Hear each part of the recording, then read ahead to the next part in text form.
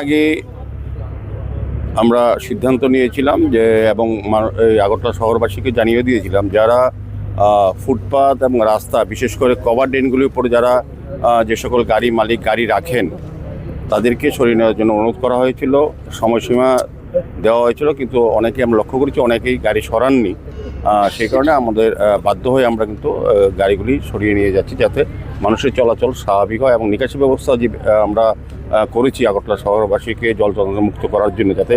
সুন্দরভাবে সবটা কাজ সম্পন্ন হয়, সেই উদ্দেশ্যে আজকের এই বিশেষ অভিযান।